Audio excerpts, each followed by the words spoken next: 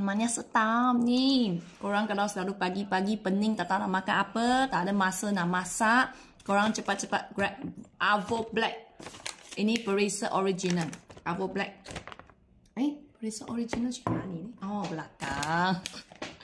Avo Black Perisa Original. Ini koko, ini kopi. Tak ada tambahan gula, langsung creamer, susu, perisa pengawet, pewangi, pewarna yang tak baik untuk badan ni, semua dia tak ada.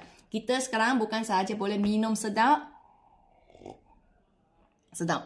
lagi boleh bagi badan semakin sihat kuat. Bina otak, jaga hormon, jaga gula, kasih stable. Tak ada asid emosinya.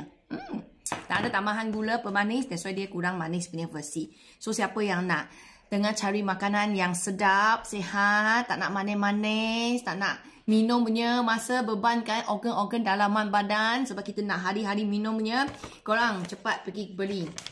Try satu pack dalam dia ada 7 saset, ada 3 flavor. Cari kita shop ataupun Shopee Avo Black soy, ialah soy punya rasa. Rasa dia macam bau pandan-pandan. Ini macam mana?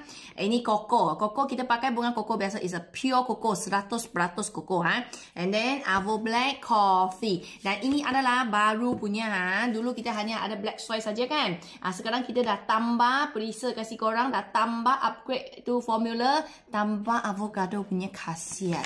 So korang lagi dapat banyak lagi kebaikan. Okay? So korang try. Satu hari boleh minum 2-3 sachet. Jadikan sarapan boleh, nak jadikan dia lunch boleh, nak jadikan dia dinner pun boleh. Sesuai untuk siapa yang nak cari minuman, makanan sihat tapi tak nak masak. Minum ini. Tinggi protein, tinggi serat, banyak mineral, karbo dia rendah.